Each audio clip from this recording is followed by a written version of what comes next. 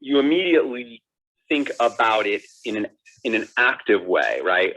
Like, we are remarkists, so we create remarks, we add our remarks to things.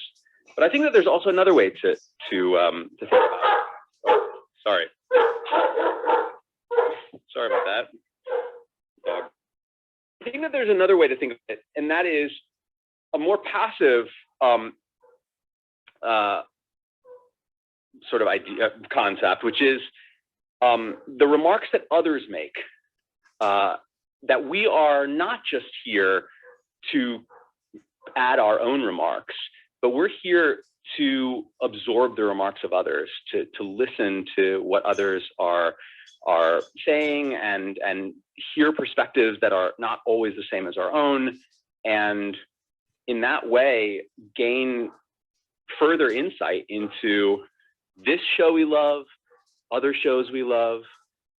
And so I just wanted to, I've been thinking about this all day today, because this morning, there were two really intense episodes that had a lot of discussion. And they got me thinking a lot. I say in general, these rooms have me, leaving and just thinking all day long on the things that people said. And I find it really helpful personally, just, in my own explorations as a person trying to understand human behavior and my own human behavior. And so no real specific thing. I just wanted to say that and share that with the group. And I hope that all of you are getting a similar value out of this, that we are listening to others and hearing things that we wouldn't have thought of before these events. I'm about to open the couch.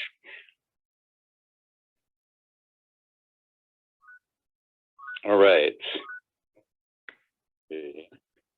I think when you invited me, it had that join speaker thing, 7, and I guess it just never went away.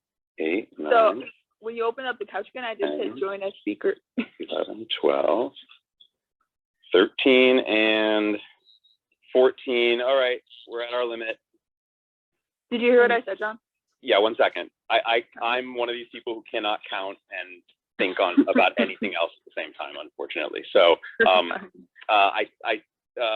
you were saying that you so when you invited me by mistake, it came up as that join as speaker maybe later type thing, and I guess when you open the couch back up, that didn't go away. So then I'm like, okay, I'll just hit join as speaker. So I mean I got it. Are we over? It worked. Yeah, we are over. It may have We're been over by because 1. of the fact that Tasha was already kind of there and he didn't count her. If hers was still there and he just counted from 1 to 14, that's probably what happened. Oh my God. You could take me off then if you want to make it the normal amount.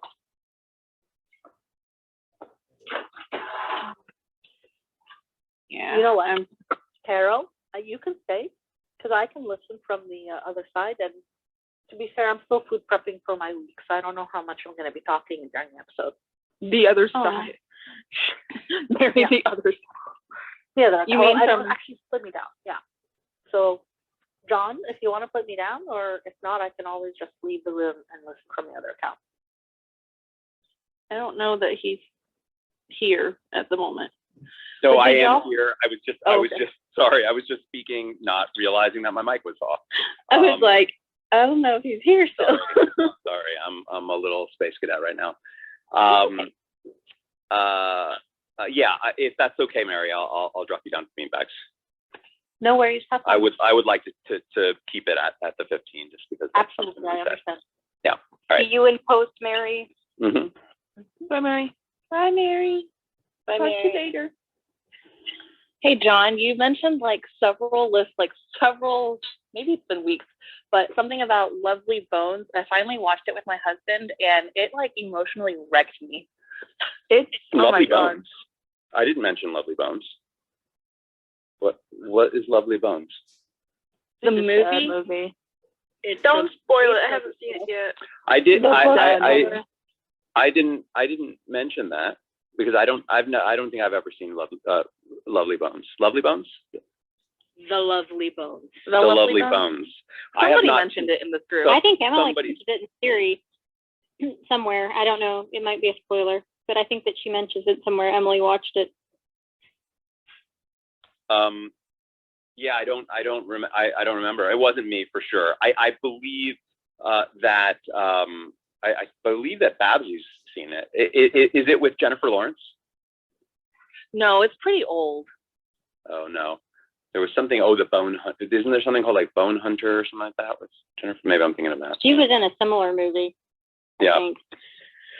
All right, I'm gonna jump in with that. Something that I mentioned earlier today is that I'm going to be trying much harder to get us on our 7 p.m. because that means that we'll have more time afterwards. And I'm realizing that post shows are really where the meat is.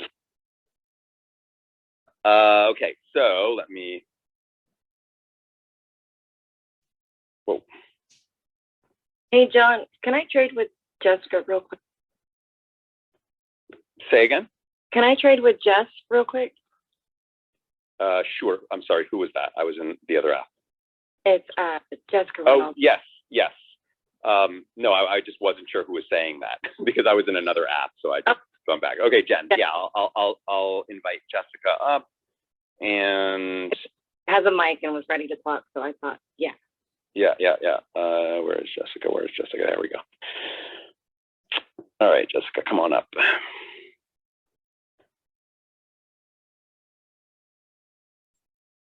Great. I actually can't leave Jen up here. I can't say I left and got in my car when I didn't make it on the couch. I was trying to tell her that, but she didn't. Oh, okay. So leave Jen up and I will get back on the main back. Okay, great. Cool. Later, Jessica. All right. Let me get my little up and going. Hey, everybody. To everyone who is joining us for the first time, welcome. This is Remarcus. We're a community of folks who like to watch our favorite television shows together, virtually, but as if we are in the same room, gathered around the same television. First show that we are watching together is I was on as an actor, but I never actually watched. Those who arrive early can grab a seat on what we call the couch. That's this area up top here with 15 of us that have little microphones next to our avatars. That means that we can all chat during the episode, as if we were creating a sort of social DVD style commentary track, as I mentioned earlier. There are no real rules to how much or how little we chat. We can chat whenever we feel the urge, same as if we were casually watching together in person. However, we do hit our sweet spot when we keep our remarks to what is happening in the episode. We try our best to squeeze those remarks into the air between dialogue so we can still follow what is going on. And when we have longer thoughts or we want to have conversations, and this is something that I really challenge all of us to try our best to do, that we save those conversations for after the show, because we're going to be sticking around for 45 minutes afterwards to chat about what we saw. We always avoid talking about future episodes so that we don't spoil anybody who hasn't seen the show, like myself. We keep the volume on our TVs low enough so that we can still hear them, but low so that, like, low enough that you can hear the episode, but that other people can't when you start speaking. We don't want to hear your episode in the background. I actually use my headphones, which means that my audio on my episode is completely silent. And when we are not speaking, we keep our mics muted to reduce background noise. All of these sessions are being recorded and archived in the Remarcus app. If you don't feel comfortable being recorded or having your recorded remarks available to the public, then just don't come up onto the couch or don't speak. And I also would say, because this stuff is being recorded, be careful about what you say on the audio. Be careful about how personal you may get, who you may talk about. We could get some, rights issues, etc. We sometimes do have snags. If you lose your internet, you get knocked out of the room, just come back in. You'll still be on the couch as you were before. If your episode cuts off and you need to figure out where we are in the episode, there's a very easy way to do that. You can get our Remarcus app at remarcus.com, sign up for an account, And then with an account, you can go into the event calendar and then into the page for this particular event, where you'll see a time code for where we are in the episode. If you don't have the app, or you don't want to get the app, you don't want to have another account online, that's totally fine too. You can also find the time code on my Instagram account, where I have an Instagram live feed playing. You can find the link to my by tapping my avatar here in this room, opening up my full profile, and then you'll see the link there. We always skip ahead past the previously on, so that we all start at the beginning of the actual episode. That applies to the DVDs. That doesn't apply to Netflix. I don't know if this episode has one. I can't remember. Did we say that there was? Mary or someone said that there's not until like the next season, possibly. Okay, great. So Yeah, there is not. There is I'm not. looking right now. There is. Fantastic. So first things first, I am going to start my recorder. And we are officially recording. And I'm going to go into the Remarkist app so that I can begin that time code that I just mentioned. The name of this episode is Say Goodnight, Gracie. I don't know what that means, but it's a very cryptic title, as most of these are. I'm seeing people up red cups, beer cups on the lawn. So that should be the episode that you're seeing as well. Everybody who's been here knows the drill. We're all going to hit our play buttons at the same time on the count of 3. 1, 2, 3.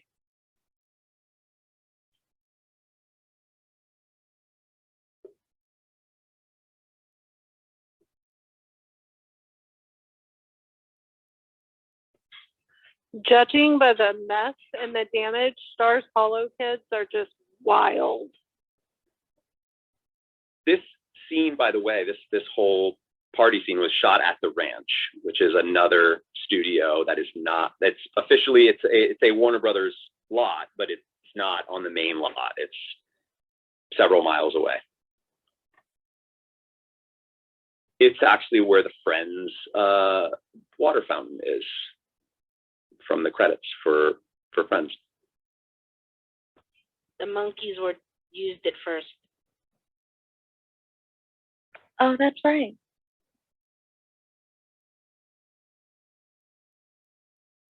The ranch has a lot of these like suburban houses. That's why there's not really a suburban area of the other lot. The other lot, doesn't quite feel. This feels very Brady Bunch suburbs. I love ranting Luke.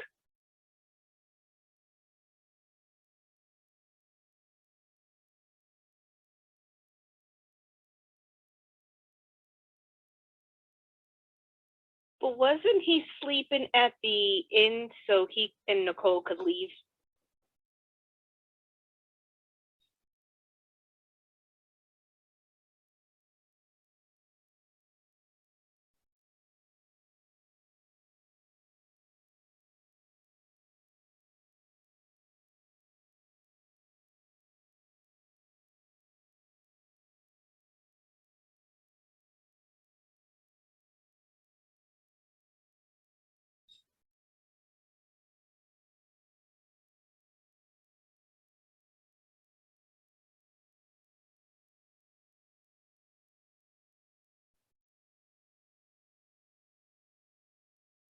Hence my gift.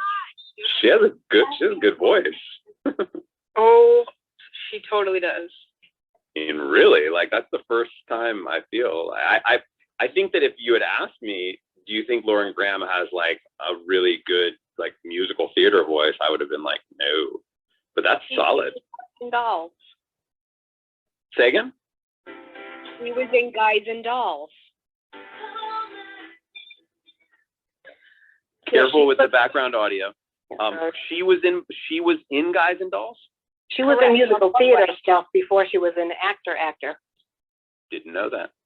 And she's in Zoe's Extraordinary Playlist, and she sings in that. Have to check it out. Didn't know that. My gift was like, did you ever know? Because I'm like, there's so many that I could have picked, but I'm like, that's just too funny not to put in.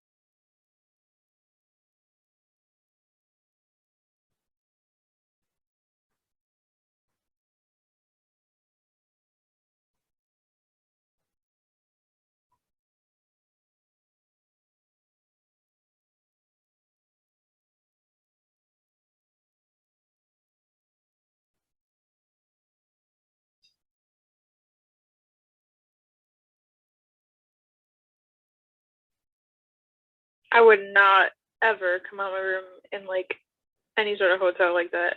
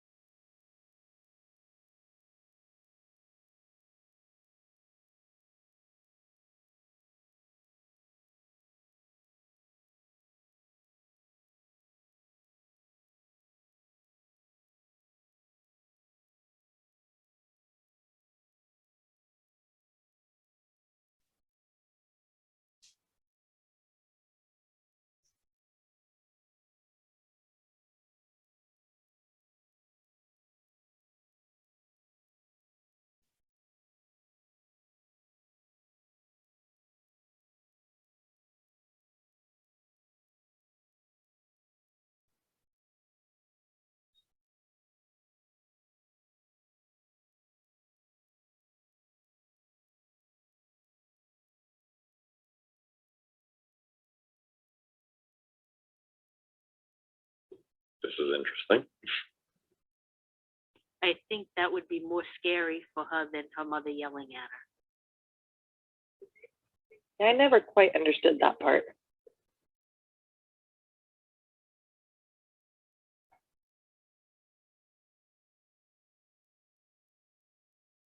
By not saying anything, it's saying an awful lot. Lane looks super pretty in this little section here.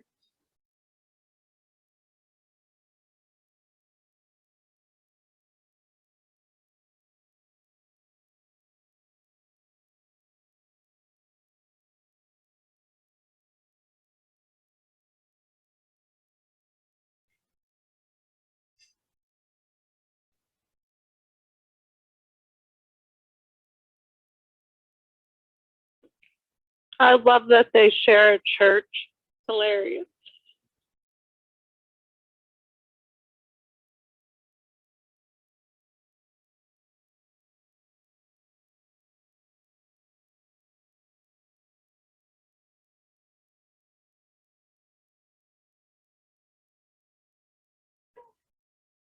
Hey, that's the first of him, right? Caesar! Caesar! The only Caesar.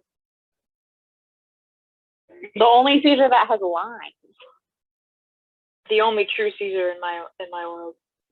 He Saying looks so young.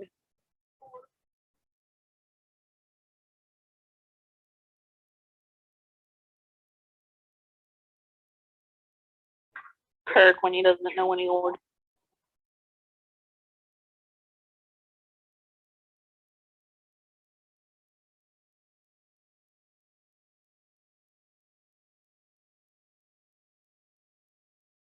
You gotta admit, Jess dressed is kind of funny. Wait, what'd you say? Jess being stressed is kind of funny. I love it. And Luke, I think, is doing it on purpose. I can't help it. Taylor is probably one of my #1 favorite characters in the show. He's so funny. Me too. Taylor makes a very good Candyman.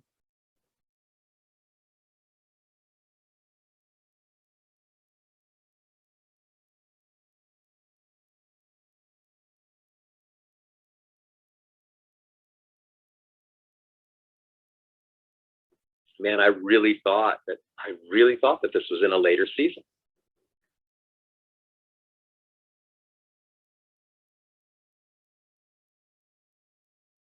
Dude, it's not penny candy. It's $1. That's 99 pennies, Taylor. 100. Excuse me. Oh my gosh. Called penny candies, though.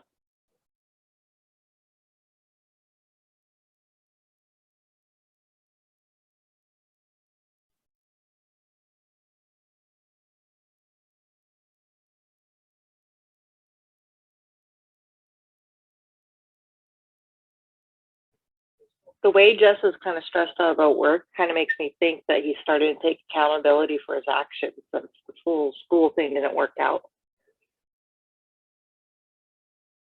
Didn't he have like a little black eye last night? I feel like I saw like a little shiner. I don't think so.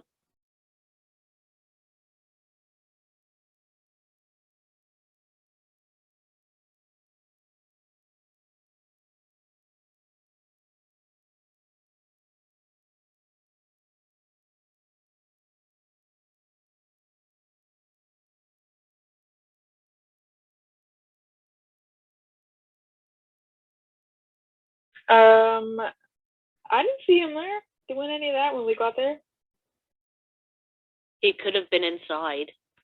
I just thought that was a funny, like, Dean's such a suck up. No, he was taking responsibility. There's a difference. Tomato, tomato.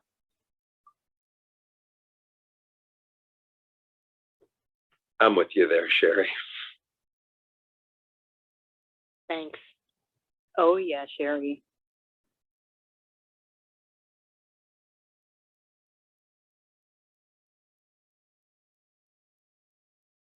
Yeah, man, I don't think that you need to like Dean to.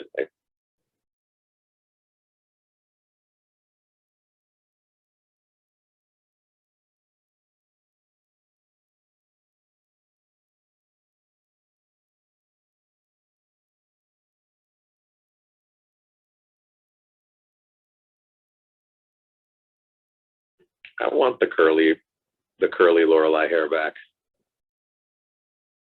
Amy absolutely hates this season because it's no curly hair. Really? I mean, there was curly hair earlier in the season. I mean, Not as often. yeah, it's not as often. Like later in the season, it's very straight. Or should I say very straightened, which I think there's a difference between very straight and very straightened.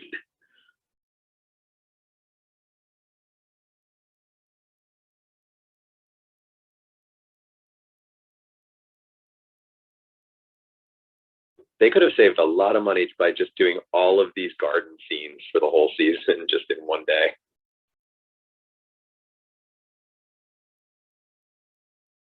Wow, someone is bitter.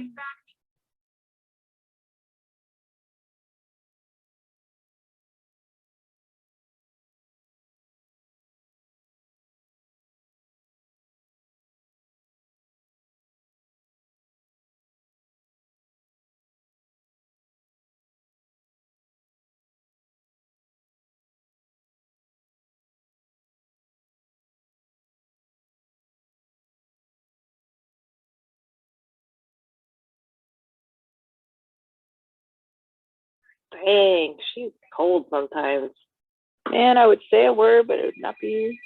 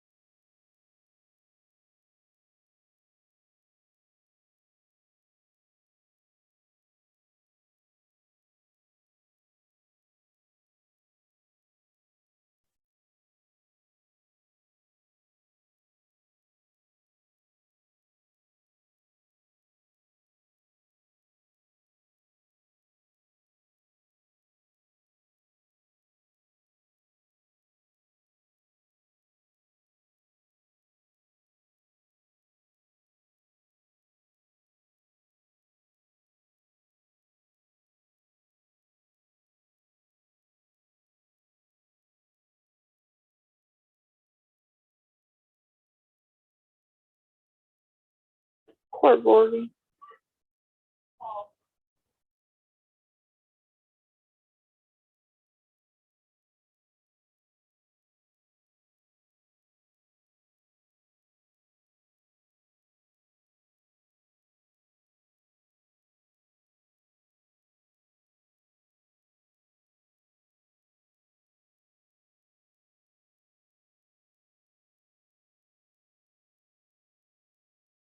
Oh no. She was in the last episode, wasn't she? Or the episode right before? Yeah. I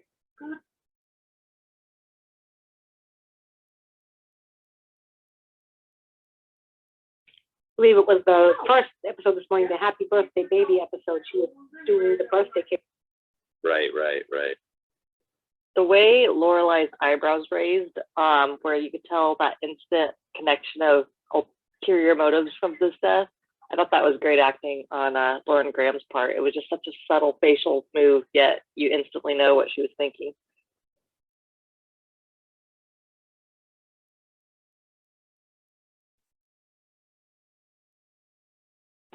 That real actress only died, the Fran, she only died recently, because I think she just passed away while she was doing, what's the show that she was in? Superstore. Superstore, yeah. She died in that show too, but she was still alive. I had her as a hologram.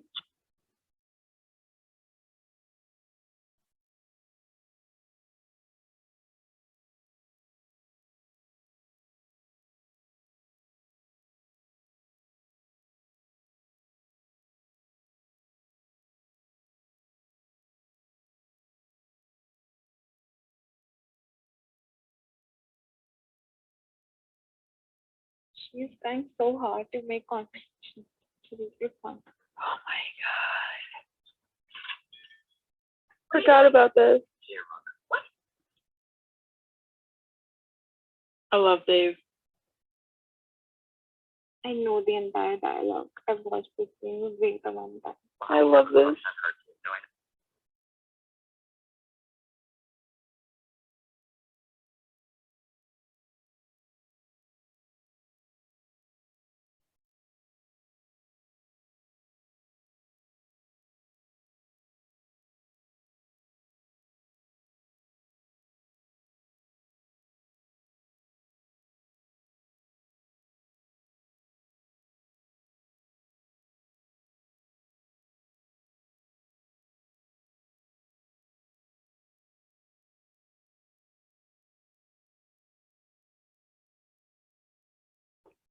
That was awesome.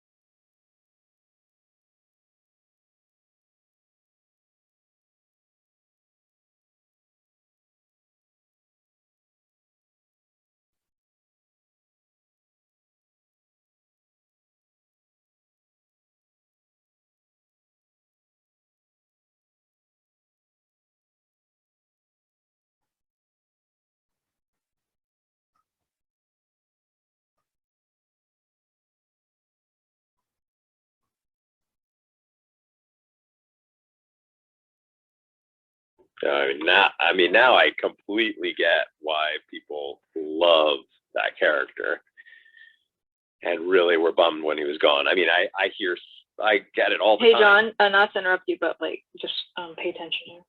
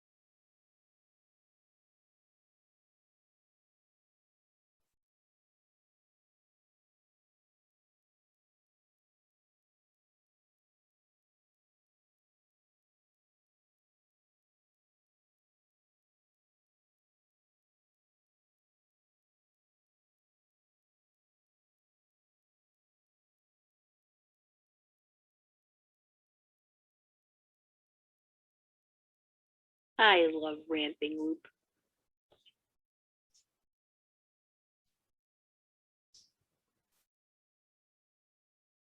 Sorry to interrupt you. I just wanted you to see that.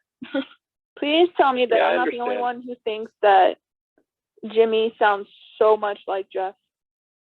Looks like him too. Thank you.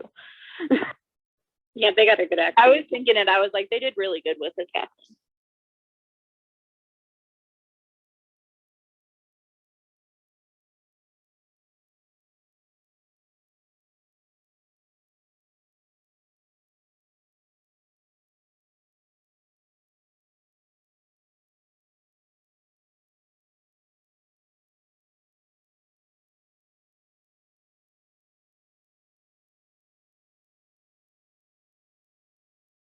I just want to hug Miss Patty.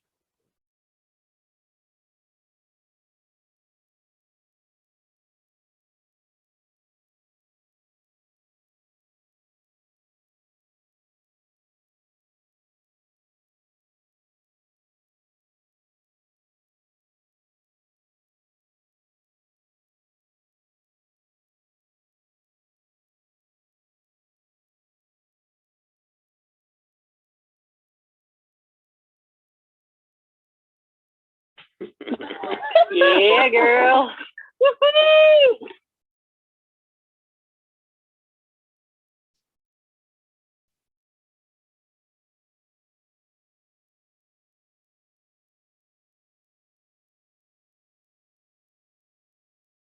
This is another one of those scenes where nothing is said, but so much is.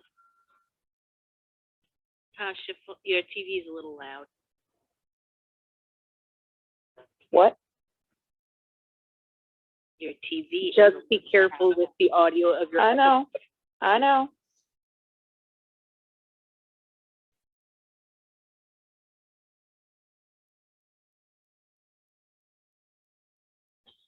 There's a lot of buzz in here. Going on for a long time. Yeah, I'm trying to interpret these buff in the context of what's going on. I think this is the longest one yet. Luke watching just makes it kind of fun. I mean, the whole thing is kind of comical.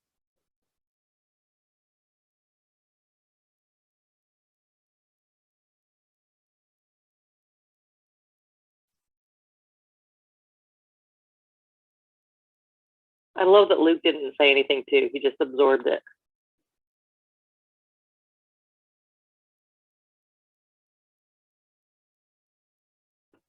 The guy in the front in the red tie is Melissa McCarthy's husband.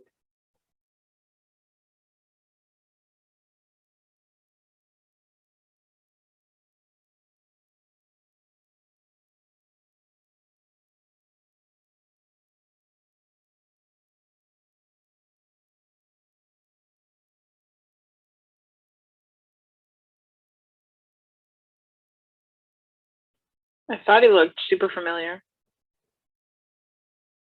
Yeah, he's in Thunder Force. He's in a lot of the stuff that she's doing in direct stuff. It's like a thing they do. They're like a lot of the times in the movie together. It's hilarious. Yeah, they right. Thunder Force was hilarious. I'm just saying.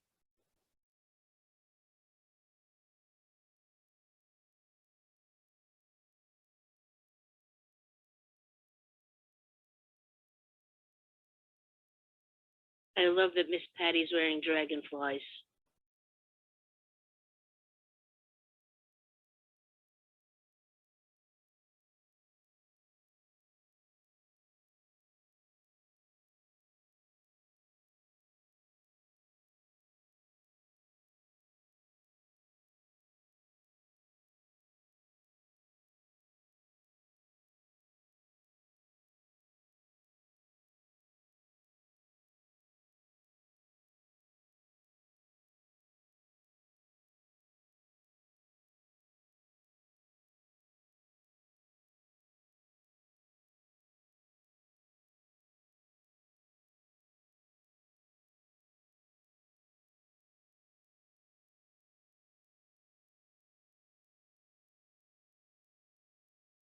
I wonder if all of this was written in the script.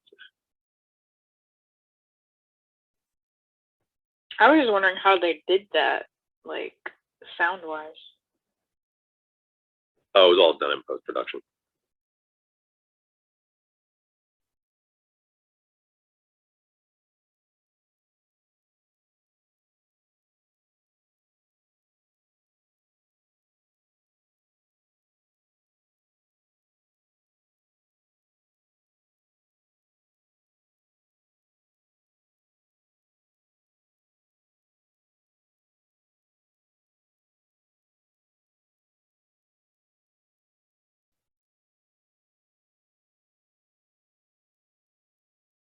This was funny.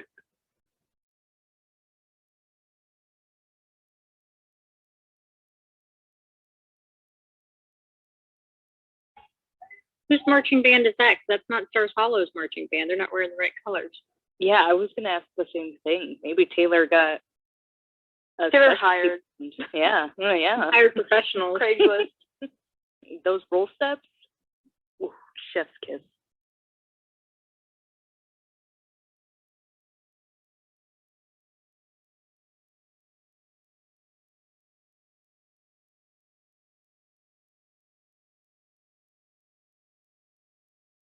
Were they already married here? I don't know what year they got married. No, I don't think so. Oh wow.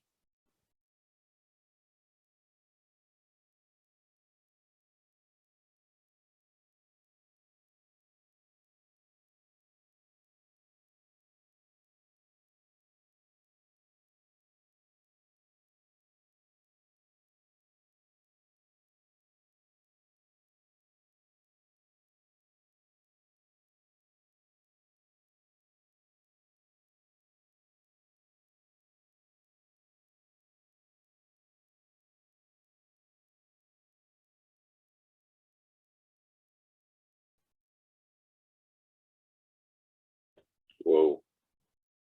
I have a theory.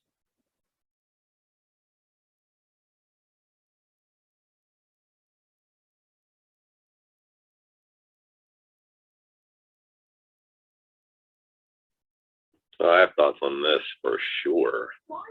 I have a theory as well. Yeah, it's big.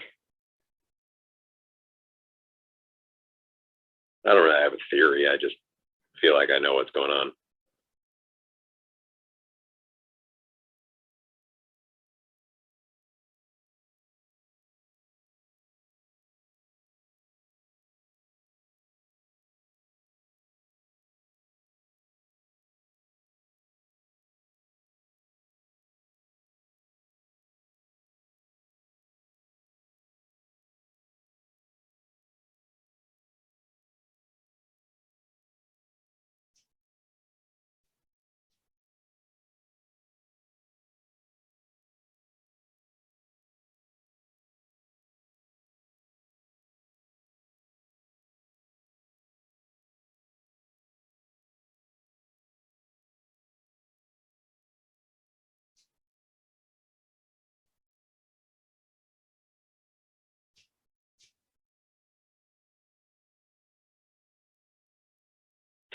I guess we'll be talking about this afterwards.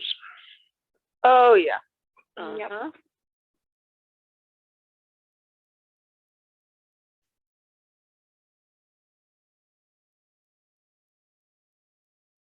I'm sorry. I don't eat butter either, but I never heard of that. That's okay. People put eggs on the counter. They're good up to 3 months if you don't wash the film off them.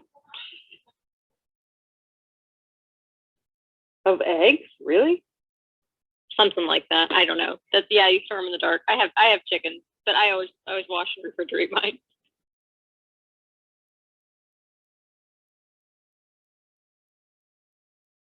In Europe, it's When really you common. stay up all night, your clothes just completely become fully disheveled.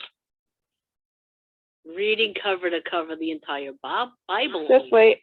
Tell me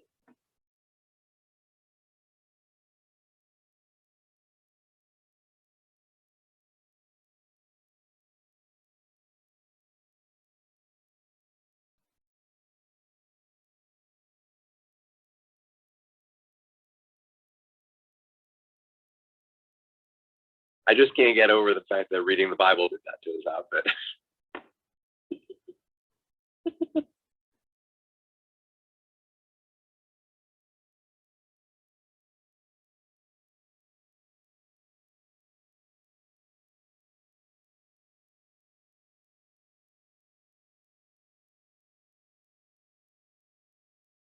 Oh man, they really wanted the storyline.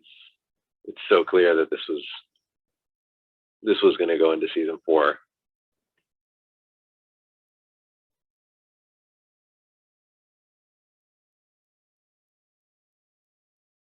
Well, I don't know. I guess we have 2 more episodes. That could potentially change. Look at Kirk's struggle to be a pallbearer. Also, Melissa McCarthy got married to her husband in 2005, for those of you who were curious.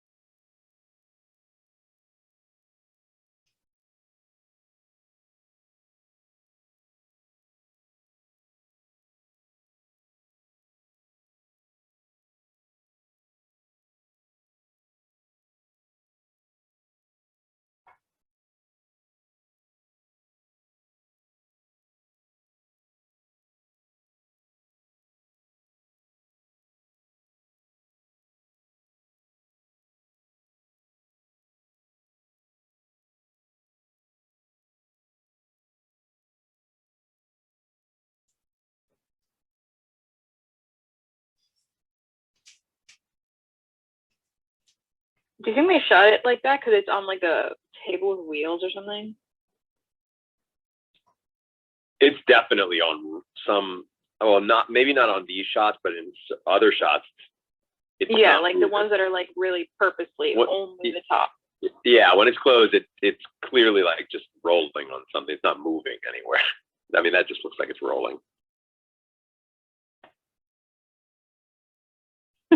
And now it's kind of moving up and down.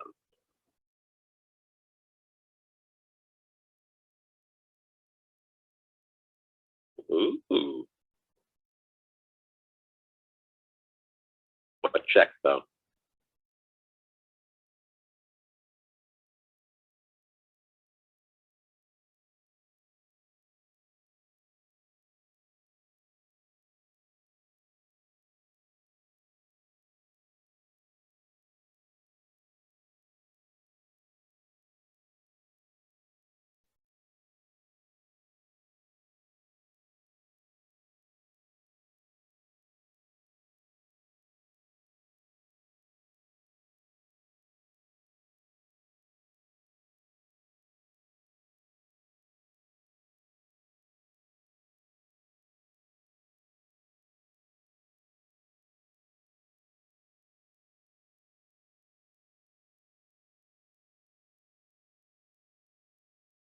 Kids tend to do that when they grow up for 17 years.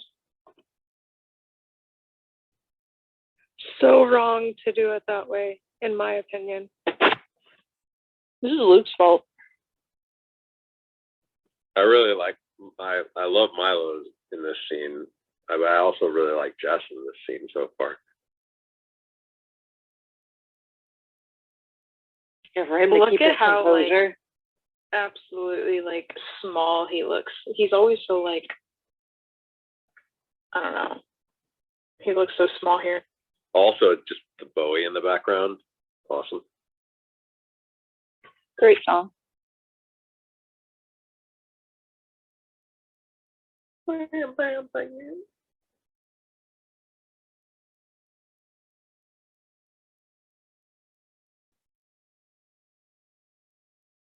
What is it with you guys leaving the door open this episode?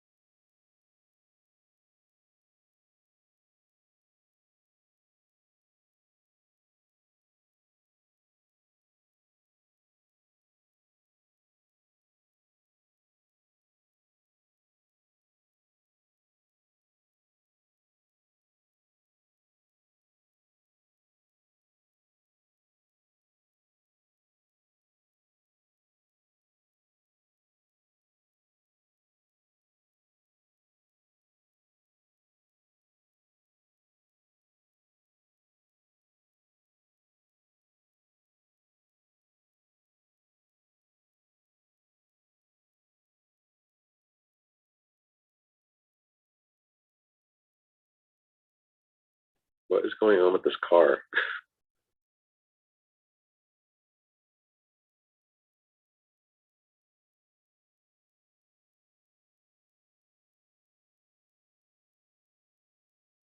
I do that when people are being parking lot vultures. I won't. Oh, I didn't really get that, but that was just a bit. That was just a little side bit. I thought it was more significant than that.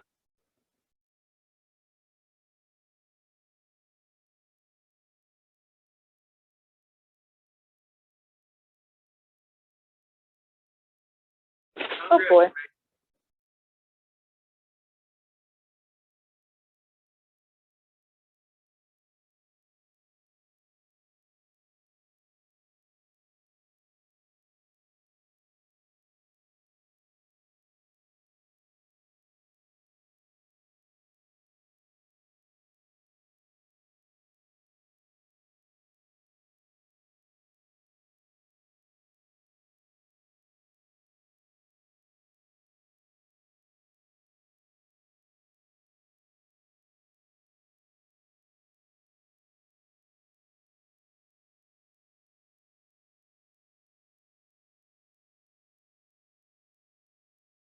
Oh, that was an interesting shot over the shoulder. Not common.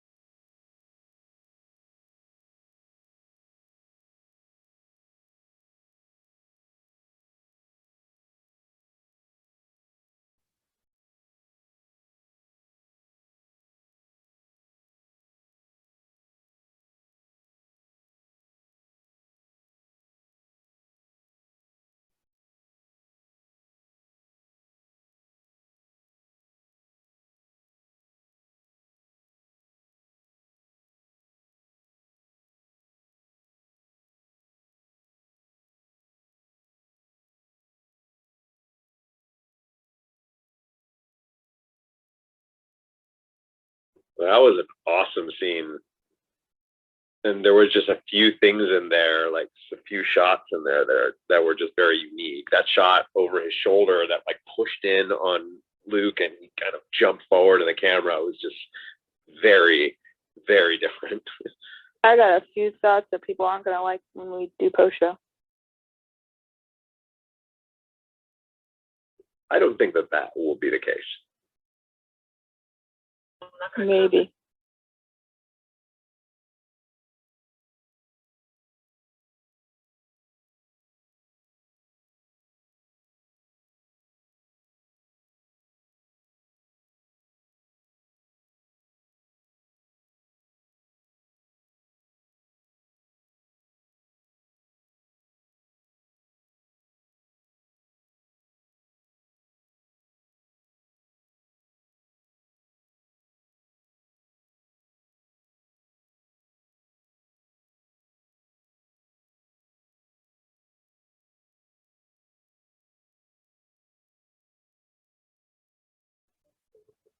Think they ate any of that fresh fruit on the table?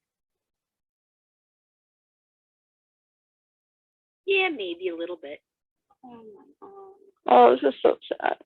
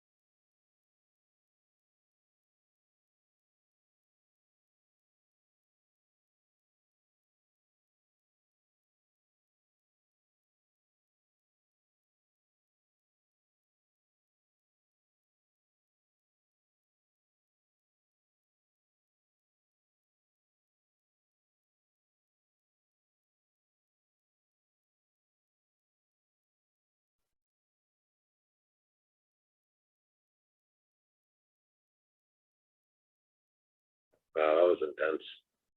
The saddest breakup I've ever seen.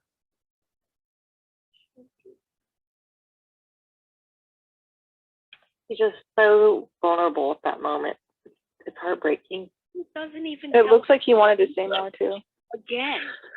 That was Looks like he wanted to say more. The grass very is powerful ending. Let me before we dive into chat, let's open up this couch.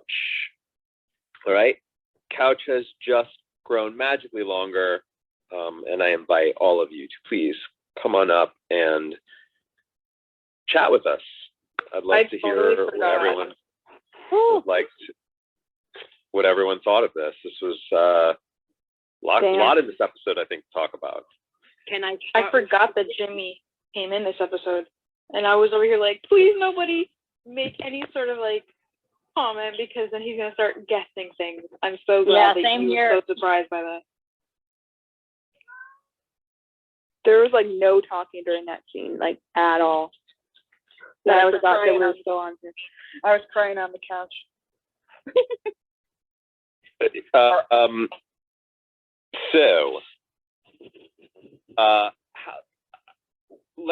Let's figure out how we're going to talk through this. Oh, sorry, my next episode started. Oh, geez, I'm totally Start spoiled. with Fran's death. No, actually, the way we're going to do it is we're going to take it to a vote. We're going to democratically figure out where we start. Who would like to start with the Lane and Mrs. Kim and Dave stuff? Flash your mic. Sean, what are the options that we're gonna start with, just so we know like what to pick? Oh, okay, sorry. That. So well, why don't we? I mean, anyone can chime in. We can talk about Lane, Mrs. Kim, and Dave. We can talk about the Dragonfly stuff, all of the the inn and stuff with Lorelai. Obviously, we can talk about what's up. Theories behind the proposal. Well, for sure, the whole Dean stuff with Rory there outside of the church, and we can talk about the father, Jess's father coming in, and all of that leading up to the end there. So are we going voting instead? Yeah. So let's get a mic flashing on Mrs. Kim and Dave and all of that.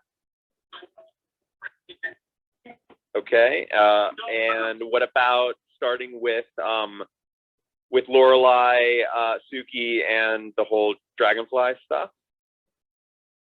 Okay. And how about Dean and Rory outside of the church? Okay. And how about Jess and his father and all of that stuff with?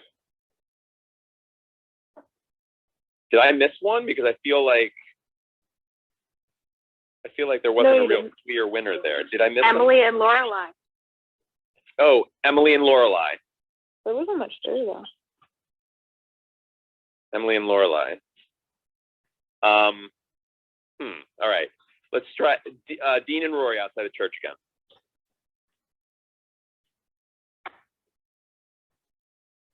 And Jess and his dad.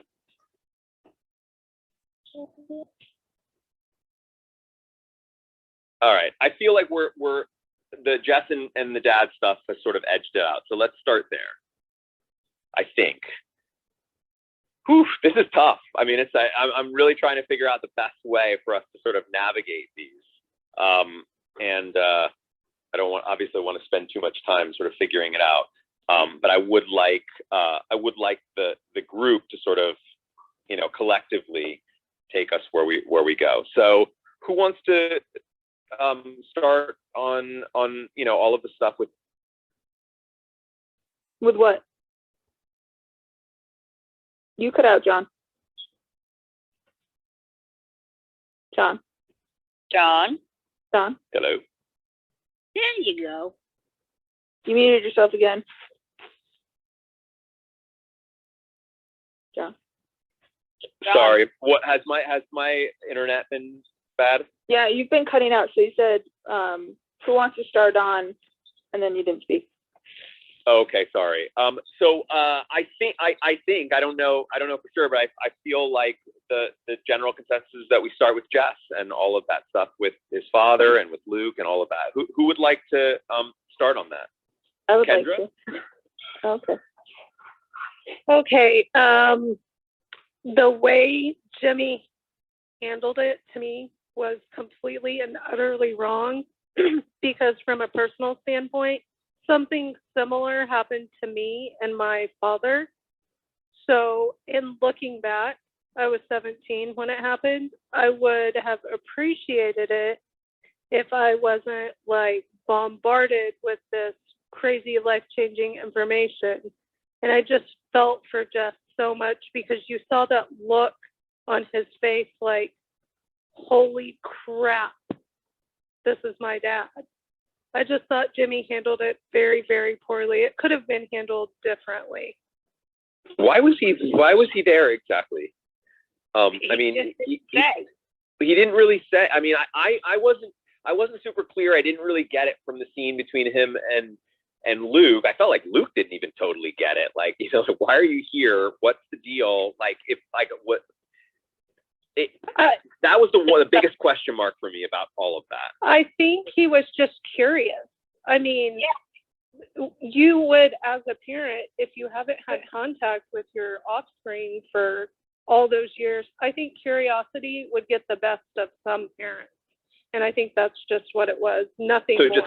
So just coincidentally, it happens to be happening now. Yeah. Like Jimmy went because he was just curious. How is Jess? How did he turn out? Like, how are things going?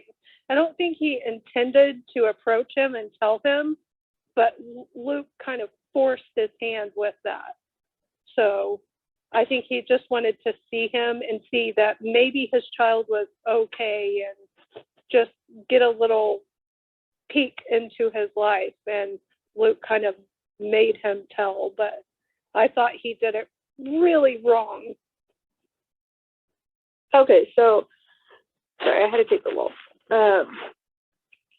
So I think yes, like Jimmy could have done it a bit differently, but I think like in that kind of aspect, coming from a person who hasn't seen their father in over 20 years now, I don't think there's really a right or wrong way because I mean it's been 17 years, so I mean if he, regardless of what way he would have done it, something about it would have been wrong because you can't really like time those in the right way, especially considering it's been so long. But I honestly think like kind of Luke is kind of at fault for this and kind of at fault for how Jess reacted and the fight between him and Luke later, between Jess and Luke later, because Luke said to Jimmy, you put a thought in his head and I will put your head through a wall, which I thought was really great.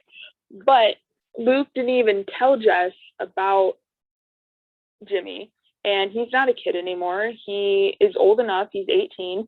He's old enough to know that his father is in town. And then Jess could have thought up what he was going to say, regardless, like even if Jimmy didn't show up the second time. And I feel like this is on Luke. Like he could have told him and could have had a different response. And Jess is totally justified in the way that he yelled at Luke because it's like, that is my father. I deserve to know that he's in town. I'm not a kid. This is your fault. And Jimmy had every opportunity. He was in the diner for a while. He could have said it on his own who he was. He didn't. He left. Luke went out. Can I ask one question for you to be able to talk about Tasha and everybody else that talks about this? Do we think that he left his wallet there on purpose for Jess to find it or not? yes. Yeah. I have another question. How did Jess, or not Jess, how did Jimmy even like know that Jess was in Stars Hollow if Jimmy abandoned Jess when he was just a newborn? Did he have contact with his? I think so. Who? Did he have did Jimmy like Jess's contact mother. like, He may With have Jess's reached out mother. to he may have reached out to Jess's mom to ask how he was doing, and she said that he was living with Luke. Right. And Which he would makes know where Luke was.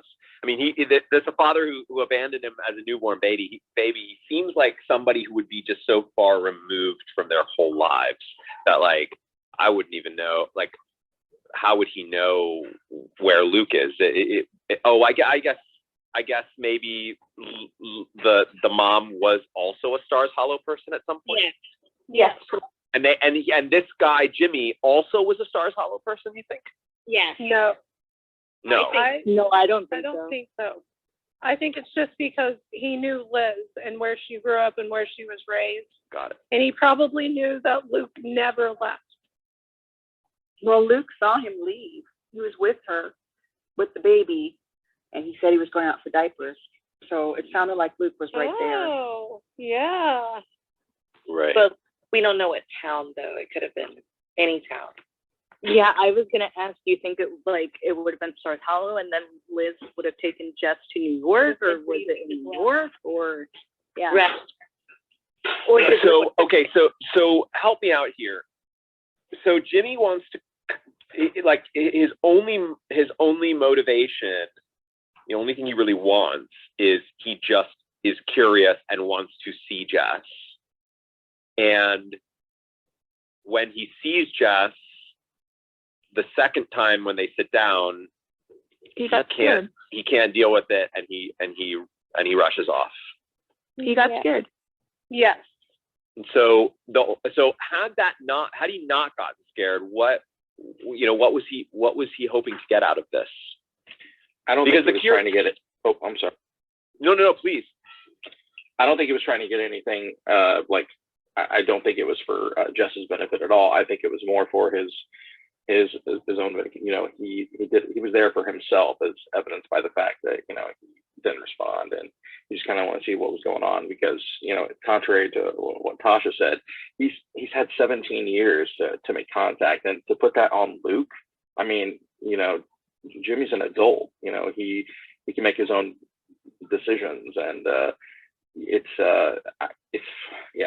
he was there for anybody other than himself, he would have reached out to Jess and tried to establish a relationship a long time ago. I mean, I agree with that. I agree that it's very clear that he's there for himself. I guess I'm just trying to imagine what it was that he wanted other than to just stare at his son, like did he want to say something to him? Did he need to hear something from Jess? Like, what was he expecting? Just other than, I just want to see what you look like. You can do that without actually engaging. He could have gone there, and just from afar, he could have satisfied his urge to his curiosity to see Jess. He probably could have even stuck around long enough to, like, see him interact with other people and get a sense for who he was. That wasn't the only thing he wanted. So I'm trying to figure out, was there more? What, did he want Jess to say something? Did he want Jess to accept him back as a father? Maybe he doesn't know because he doesn't have that experience as a father. So to say, hey, I want this out of the relationship, it's like he doesn't even know where to start. Well, I think especially now that he's had 17 years to grow and become his own person, I'm sure there's so much regret, and he's at a point probably where he wants to possibly open a door to a relationship, but it's like, where do you begin after all this time? And given that it's taken this long to even get to that point, I think we're not giving him benefit of the doubt that he has changed and he still is growing and he still doesn't know how to navigate that. I think we kind of got to be a little more gracious to his intent. I don't know. I just feel like he came here to just feel a little less guilty that he was absent for the most part of Jess's life, right? Because even when we see that he tries to make a conversation, he's failing at it because it wasn't obviously planned. And if he did care about making a relationship with Jess, he would have come planned with something, or like a bare minimum kind of a conversation in his head, but he didn't. So that's basically a feeble attempt at him trying to feel less guilty that he ran off. I don't know. It's just my theory on this. that's a fair point, but I mean, how much more grace does he need? Another 17 years? One of And my then he does have this moment with Jess. I don't even know if I would call it interaction. You know, he has a moment, the closest thing that he gets to some interaction, and he runs out the door, which suggests to me that it was too intense, which suggests to me that the guilt was too intense. So that would seem reasonable then to assume that guilt has been a big part of what's been eating this man up. Totally. Who was it that said? Lisa. Oh, sorry. I just saw Lisa flashing. I'll wait till Lisa's done. Sorry. All right, thank you. I would have to say that I don't think that Luke is in the wrong in this situation, because Jimmy came there, and of course it was for more than to just see Jess, because he sat around and they made a point of saying how he kept getting more and more coffee, you know, but wouldn't order. So he clearly was trying to get up the courage at some point to do something more than just sit there. And then the fact that he had a hotel room would insinuate that he intends on staying for at least another day to maybe try again. So had Luke come there or not, I think giving Jimmy the benefit of the doubt that he would have tried to go back and try to contact Jess again and make it further. And then I do think, yeah, once they ultimately were face to face, Jimmy just hadn't thought ahead of that, what the next step would be, and it was too much for him. Well said. Kind of piggybacking on that, I also don't blame Luke for his reaction. I don't consider 17 to be an adult, and in 18. Oh, I thought they said 17 years, so I assumed that meant that Jess was 17. Going for 17 years. Well, He I don't know. was one when he was. I always presented, since my daughter never knew her father, I always presented her her opportunity to find him. If you know, the guy didn't come around, there was for a reason. But since this guy came to him, Luke feels like he was supposed to be taking care of Jess, ensuring that he'll graduate from high school, and that he feels very responsible, and he sees that, yeah, he may see his father as a threat.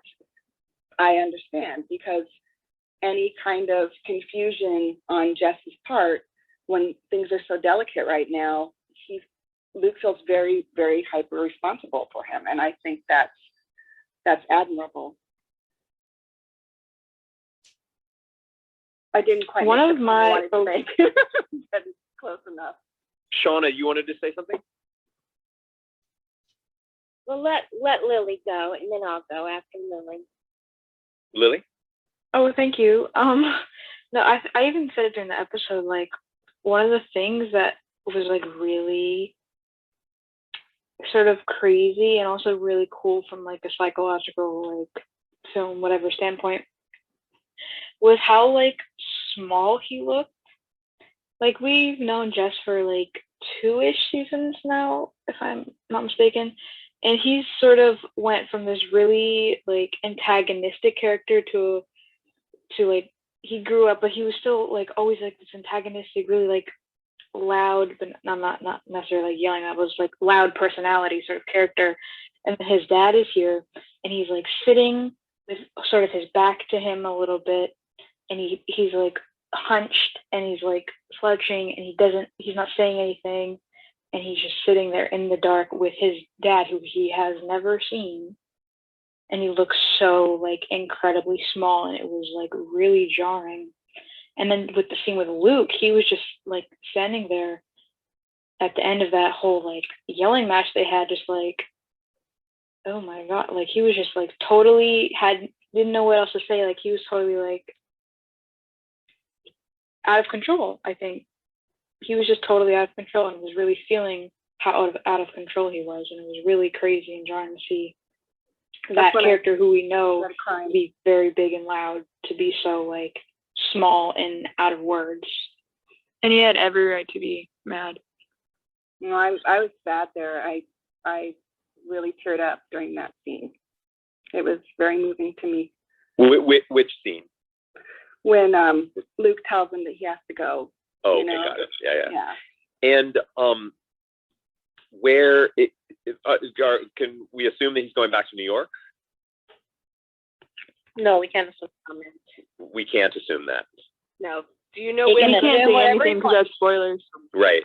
So as of right now, I want you to all do your absolute best to try and just try to put out of your head anything that comes that's coming, and try to remember what you felt at the very end of this episode with him. Did you think he was going back to New York, or did you think he was going anywhere? I thought he was going back to New York. That's where no. he went. That's No. I never what actually thought. thought that Luke was gonna change his mind and they're just gonna make him stay there because I'm that big of a sucker for just stay. But yeah, that's what I. And Jimmy said something that was like, or Luke said something to Jimmy about like putting ideas in his head. Am I right? Am I remembering that right? Yes. Yes. What did he mean by that? What kind of ideas is Luke I fearing? mean, Jimmy's a loser. He's trying to make Jess not be a loser. So Jimmy's a loser. At least he said you're a loser. He's probably like, don't come in here putting your like ideas of how you think your life should be because you've been known to be a loser. Don't come bring that to the kid I'm trying to help grow. You could sort of take it like that. I kind of took it as like, Luke was trying to tell him like, don't put ideas in his head that you're gonna suddenly come into his life and suddenly be this amazing dad that you've never been, and don't let this fragile kid depend on someone who has proven in the past to not be dependable. Right. Both. Right. With this book? Oh yeah, that's me. Let's go to Shauna, then Kathy Ann. Then I would love to, just so that we can hit as many of these points from the episode as possible, move on to one of our next storylines. Shauna? Okay, so what I mean, you could tell like in the diner when he was having interactions with his dad and not knowing that it was his dad, that because for whatever reason I just forgot Jimmy. You could tell Jimmy was nervous, and then you see him kind of just like run out. He probably overheard what was going on with Luke and Jess, and was probably like, okay, well, I got to get out of here. I'm found out, and there's Luke. He knows me. But at the end there with him and Rory, I don't know if you guys have ever watched The Graduate, but yeah, I definitely had it was that last moment was there was at least some degree of a throwback to The Graduate. Yeah, it was definitely a nod. Yeah, and that was pretty cool. So yeah, for sure. Kathy Ann? So I think it could be assumed, like this is going back to your earlier question, I think it could be assumed that he's possibly going to New York, but he had already left and gone back to New York and then went back to Luke. So I wouldn't think that he's going back to New York, but he could be going anywhere at this point. He just knows that he can't be in Stars Hollow anymore. Right. Yeah. So maybe it's like kind of Kerouac-y. He's just like gonna go on the road. There are Walmarts hitting the road and never looking back. Yeah, there are Walmart. Yeah, exactly. There are Walmarts in every state. So every city. Yeah, that actually makes the most sense to me, that he's not going to, that he's like, doesn't work in New York, doesn't work here. I don't know where my home is, but it's time for me to go find it.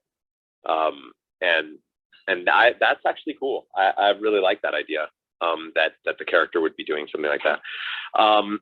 The traveling Walmart temp. I mean, it's a great idea for a show. Let's shift over. I can't remember of the two storylines, like the two relationship storylines, which one had the larger vote. So let me just do another one really quickly. Lane and Dave.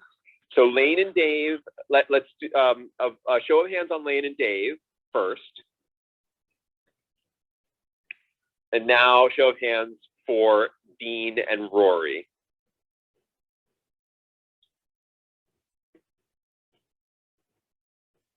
That's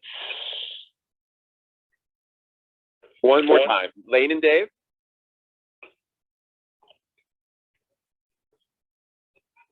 And Dean and Rory. It's Dean and Rory. All right. So who would like to start? I've got thoughts on this scene for sure. I can start. Yeah. Cool. So, you know, it's been very known I'm not Team Dean, but them as friends I like, so I don't really have any gripes with them in the situation. So I was like, Rory, come on, this is really awkward. Can you just say, congratulations? So, you still planning to go to college? Lead with the happy for you. Don't lead with the, you made a mistake. Because then, well, you saw what happened. He said, have a nice life and walked away from her. So, I really like Lindsay, so I really like him getting together. So, I mean, Lindsay's a really sweet, like, grounded. I think John, you said that she's very grounded, not very run by her jealousy, and I think that's someone that's good for him.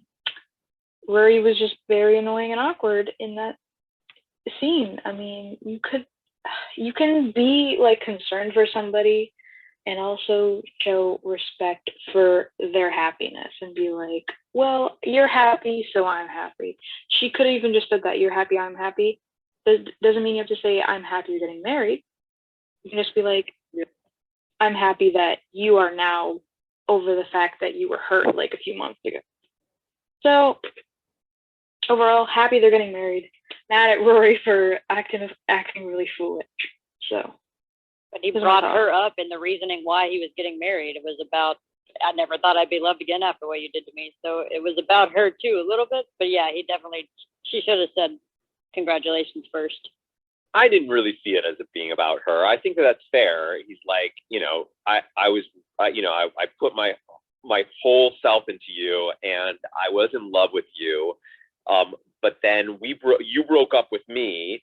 I didn't think that I would love again, and I now am in love again. And also, I thought this is sort of the part of it that was a bit of an epiphany for me, because I think that I was sort of on the train of like, Dean really wants to get back with Rory, and a lot of this like friend stuff that he's doing is like, there's a little hope that in the back of his mind, like maybe there's something, a possibility there. And now after this scene, I don't think that at all, not one bit. I definitely don't think he was telling her to like gauge whether or not she, was into it, and if not, maybe she'd want to get back together. Like, I think that he honestly believed from that scene where he sits down with her at the cafe and they talk about being friends, he truly believed we are friends, and he was fine with that. And I think he really wanted from a friend, his friend, he wanted that friend to be happy for him, that he had found love, that he was going to college, all of these things. And I guess that for me, that was a little bit of an epiphany, because I really truly did believe for a lot of this, later part of the season, that there was a little bit of Dean, trying to sort of get Rory back, and that maybe like Lindsay was, a rebound girlfriend. I don't think she is, at least not right now. Sherry. All right, my theory, there's one of two. Either he proposes to Lindsay because Lindsay is pissed off that Dean got into a fight with Jess because of Rory. Yes, so, I agree. So he proposes to her to kind of placate her, or maybe they had a pregnancy scare. I doubt that. That doesn't sit with me as well. I mean, I get it. I guess it's a possibility, but for whatever reason, that's not something that I'm totally feeling. Here's my thought. but it's possible. It's possible. Shelley. I think that he probably proposed.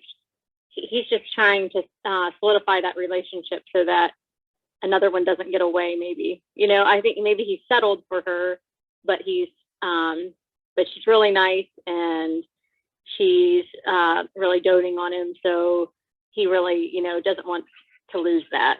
And maybe she's more on his level, and he realizes that as well. And I agree with you that he probably thinks that Rory is truly his friend and that he wants to just let her know. I think that that's possible, but I think he also doesn't want to let another one go. I think that's probably. I wish I could ask. His goal. Like he really wants to be married and have kids, and that's like what his future. That he doesn't have big goals. He just wants that family life. Totally. I totally agree with that. And I think that that's admirable. And he should have that. I wish that I could ask the room whether or not they feel that Dean really loves Lindsay, but I also feel like there's way more to come in regards to all of that, that I'm sure would influence the answer to that question, unless it was another one of these, like, try your best to like put it out of your mind. Leave it be. Leave it be. There's. All right. Yeah, just leave it be. All right, fair enough. Does anybody else have any thoughts on this? I do. That they want to? Who? I see Tasha and Kathy and or flashing. And Jean. Okay. Tasha, do you wanna speak to this? Yes, please.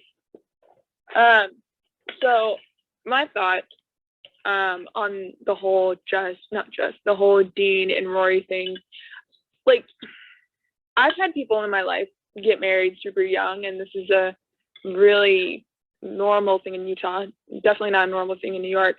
And I've had people get married young. So let me just say that.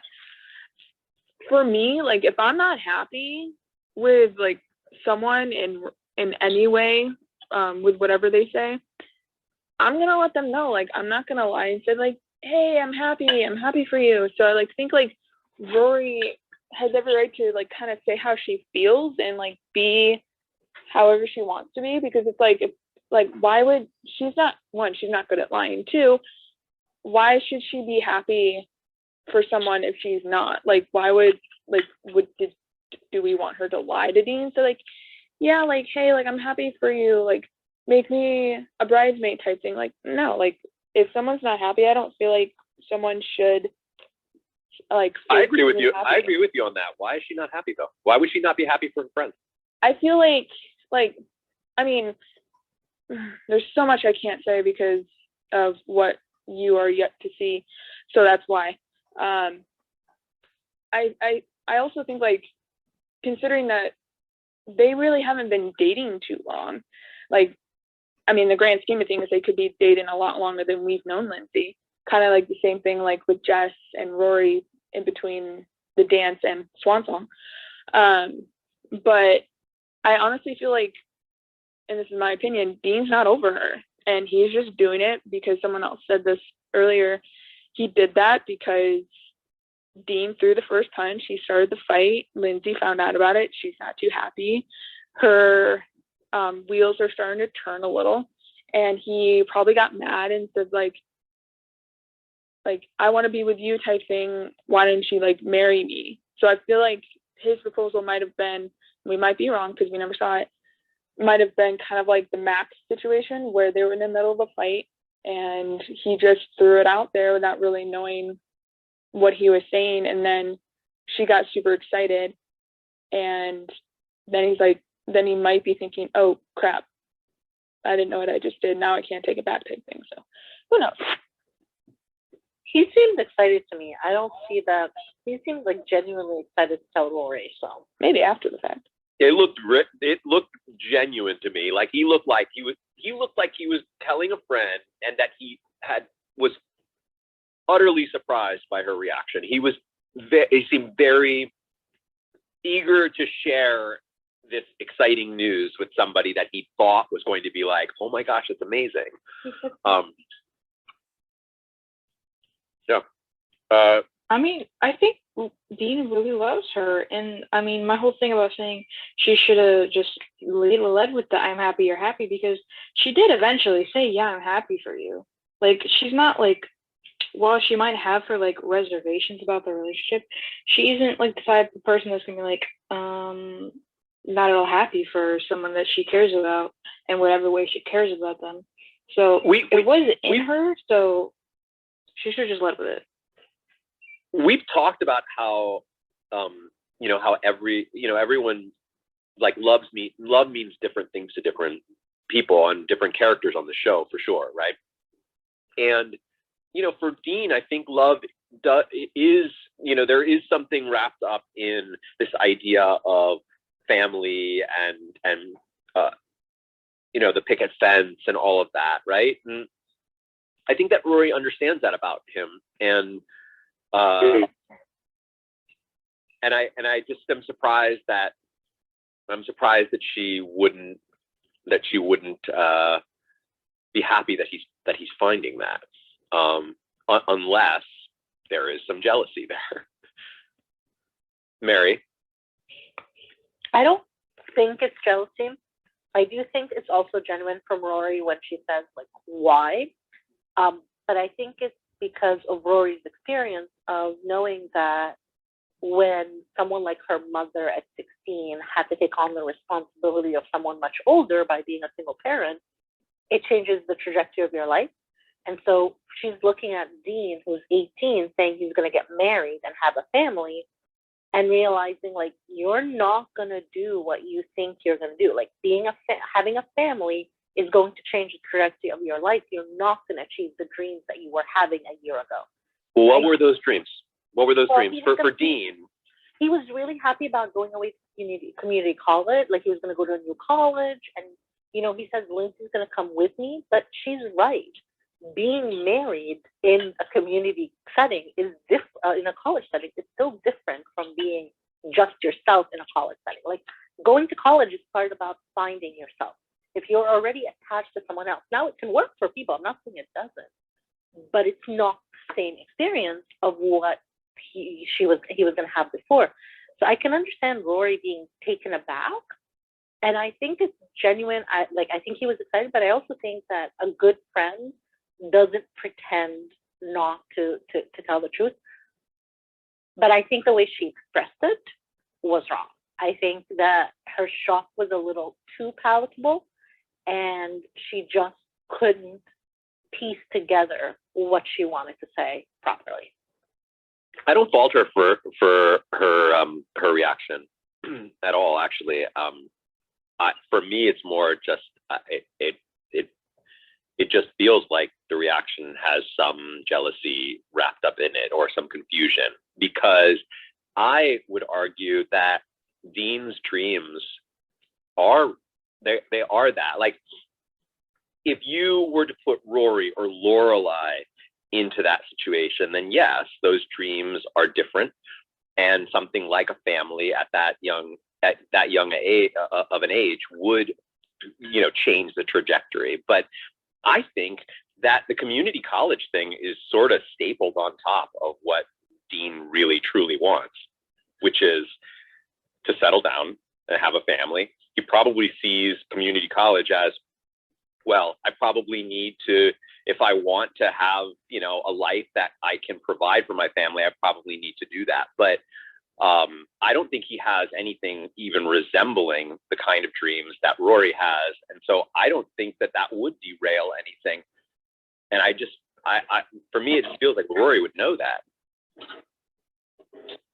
Maybe not the dream is that exactly the way that Rory did, but then we see it in like a season before, I guess, where he and her are having, I don't know, a pastry at Western Bakery, I think. So that's where he tells her that, you know, I'm very excited about getting into college, and that I'm actually gonna do a proper college thing. And before that, he didn't really have any direction. Like, he wasn't even thinking about college that much. And this was like a new development, and she was excited about it, maybe. And I feel like she's coming from a right place, considering, see, I get everybody saying that, she sounds jealous and all because she's just had a fight with her boyfriend. And then that kind of makes sense that she's jealous of somebody else's relationship developing that much. But then, I don't know. I just feel like she was the closest to him. And it just makes sense for her to react the way that she did at that time. I don't know. That's just what I think. Jessica, you want to add to that?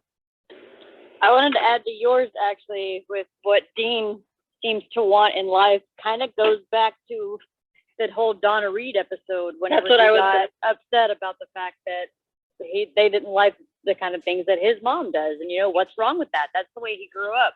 Oh, So wow. That's a he good wants to throwback. go back into the kind of lifestyle where, he has the wife and the kids and the woman takes care of everybody. And that's just what I've seen him wanting since that episode. Oh my gosh. Like I totally forgot That's exactly about what I was going to say. That's what I was that. thinking I love that. I love it. That was, what season was that? That was season 2 One or early, two. One. early Season 2? one. It was season 1, yeah. That is really good writing to like tie those two things together, because that's no question. That's absolutely what's going on here. Really cool. Do we want to switch over, just because I don't have too much more time with all of you, and I would love to chat about the Dave and Lane stuff. I just want to say one thing really quick about something Yes. I think Tasha said. It was something about we don't really know how long Dean and Lindsay have been together. I'm not sure who said it. And but they couldn't have been together longer than Jess and Rory. So it hasn't been that long. Yeah, they couldn't have been. Yeah, but I mean, I think that there are some folks that would probably, if Jess proposed to Rory, there would probably be some folks that would defend that, right? And I also want to point out that technically he broke up with her. Exactly. Yeah, I was going to say, he said, you dumped me, but technically he dumped her. Yeah, that's true. That is absolutely true. Every time he dumped her. Yeah. He broke up with her both times. That's also really interesting that he sees it that way. That the first time he dumped her the second, both times was him actually initiating that, and both times he blamed it on her. And both times he sees it as her. I mean, I just think that's really fascinating. He might have thought that she broke up with him.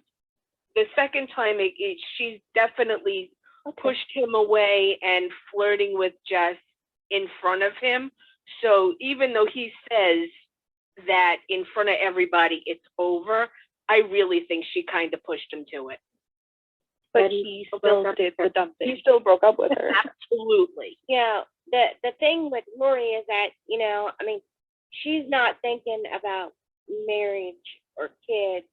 She's thinking, I'm going to be going to college and I'm going to be going and having a career. And I think maybe she thinks that, okay, well, everybody should be on my level, on this level, that I'm on, and not thinking about marriage and kids. I'm not doing it, so why are they? But I mean, it's not a jealousy thing, and it's not like anything like that. I just think that Rory has that academic brain, and she's looking for something else in her life, and she can't identify with what Dean would want because of that. Yeah. We're so talking about I agree with Dave, that. right? I agree with that. I would like Lane and Dave. Let's shift over to Lane and Dave. I mean, I just think that storyline is Adorable. absolutely adorable. I think that it's really great. I mean, aside from the ridiculous outfit dishevelment, which was I've been there a few times. A little over the top. I mean, come on. But if you sit up all night trying to find this specific phrase in how many pages are in the Bible, Yeah, I know, but and you're pulling at things, and Pulling at your hair. you're pulling at your hair, you're pulling at your tie, you're loosening your shirt, and you're just like, you're tired and you're frustrated because you can't find it. your I suit totally lapel understand goes it. inside out.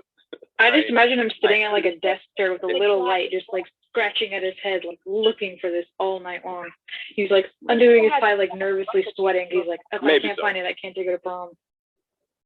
Maybe so. You Maybe. should have Googled it. Did they have Google? No, they didn't. They had Google. They had Google then. Or Yahoo did. Yahoo. Yeah, Google was a few years old at that Like, time. maybe he could have created it. He said he was going home to use the internet. So We you should would ask think Valerie yeah. why they made it close like that. Oh, we need to go back to Matt, Mike flashing, guys. So, so Mrs. Kim, that was all just a Mrs. Kim strategy. The whole thing. She gave him the Shakespeare, knowing full well that he was going to go home and read the Bible, or testing to see if he would go read the Bible. Well, I think she just gave him a riddle and wanted him to be confused. I don't think she figured he'd go read the Bible. I think she just said, he's not going to understand it, and that's going to keep him occupied, kind of thing. Or maybe I mean, that doesn't sound like Mrs. Kim. For me, it doesn't seem like that she would just do some senseless thing that doesn't have, like, Mrs. Kim to me feels like she's a very deliberate person. Is that not, am I in the minority there? No, I agree with you. I agree. The point was to get rid of him. Like, that she's deliberate in that she's giving him something that will keep, like, he'll be so confused, he's not going to try and come around because he knows he can't talk to her. I mean, even Miss Kim said, I like to goof off sometimes, so maybe it was just sort of like I'm gonna confuse you so you'll go away. Yeah, I mean, she does say that, like, I like to goof off, but then that suggests that, you like to goof off. You don't typically like goof off with yourself. So there was probably at least some sense that she was going to have some degree of interaction with him at some point for the goofing off to pay off. I don't know. I mean, I think the reference to goofing off is the fact that she quoted Shakespeare instead of the Bible. Like, the Bible is for studying and Shakespeare is for let me take a night off. I thought that was kind of what she meant with the I like to goof off.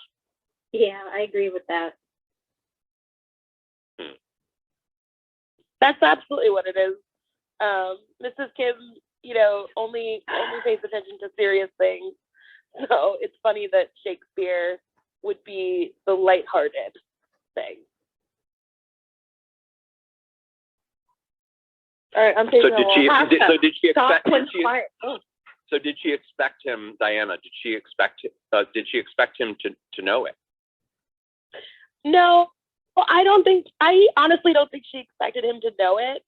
I think she just was using a quote to express her feelings. And I just think it's funny. I don't know if she expected Dave to go home and do anything. I think she just maybe gave him that line to think about. But the beauty of Dave is that he is so intensely into Lane. So of course he went home and assumed that it was from the Bible and did absolutely everything he could to appease Mrs. Kim. And it's hilarious. I read the whole thing as a sweet, hilarious bit. Like a little comedy of errors. 100%. So then he comes back. Does he sell her on the fact that he did something so wild for her daughter, and that shows how much he cares about her daughter, or did he sell her on the fact that he's a good Christian or really like, studies the Bible and can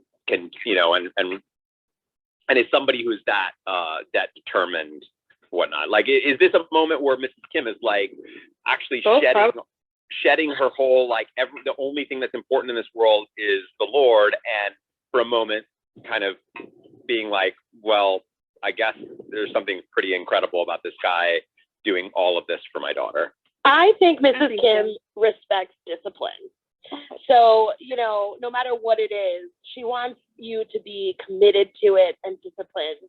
So even the band, right? Like, you know, or even the musicians that she has, you know, she wants them to be super disciplined and super like at their top game.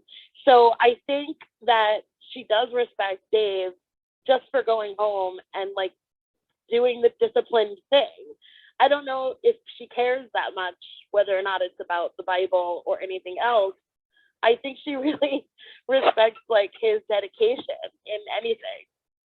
Okay, yeah, I buy that. Do you think that there was that the fact that it was so much dedication for her own daughter, do you think that played into it, or do you think that really didn't matter? It was just dedication was enough for her to respect him? I think it's both. I think one, yes, it's like she might be really touched that it's about her daughter, but I think she respects anyone in this life that is dedicated. Like, you know, you saw her like spar with Emily. Like they really liked each other because like Emily was hard, you know, and like right. She, you know, I just think that with Mrs. Kim, to get respect, you just got to be on your A game. Can I say something, please? Sure. Thank you. So what I was gonna say a few minutes ago was that like Mrs. Kim may seem like a very uptight, very strict person, and she's very strict, yes, because we've seen points of that throughout the last few seasons, especially when she convinced Lane's teachers to let her homeschool her. But I think like she's now starting to like kind of soften up because she like maybe sees that her daughter's growing up and she kind of has to let give her a little slack in the leash, the metaphorical leash. And I feel like especially now with like Dave being around and how she's been like seeing them two interact and how Dave's been trying so hard to get on her good graces and being himself, but still like trying to not people please, because I don't think Dave's that type of person, but just trying to be in her good light so he can, one, date Lane, but two, just like show that like, hey, like I'm not this person that's just going to like derail your daughter type thing. So him, one, making the whole list, which I think was really funny. I wonder how long it took Adam to get that down pat. But then him in turn going home, well, first kissing Lane, which I thought was so cute. And then going home and reading the Bible cover to cover just shows that like, okay, like this is insane, but I'm going to do anything it takes to be able to have a shot with Lane and stuff like that. And so I just think it's like really cute. And then when Mrs. Kim was like, hey, it's from Shakespeare, I like to goof around too. And that's not, obviously it's not something we're used to hearing from Mrs. Kim, but it's her having a little bit more depth than we're used to. And it's really good for her to have that kind of depth because we kind of need that from another parent. But yeah, I just think it's really cute and I can't say much more than that. I find the line of I like to goof off too really funny sometimes because of boys don't like funny girls. Oh, right. Oh, right. So, okay, so then unpack that for me then. What is that saying about her?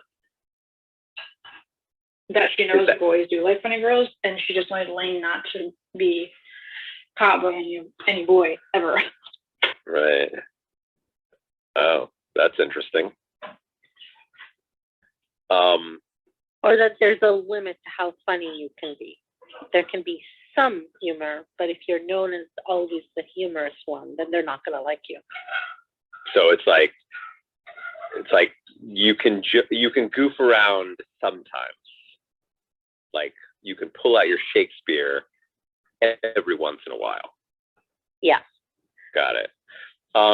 You know, I was going to say this, and I was about to say this in the episode.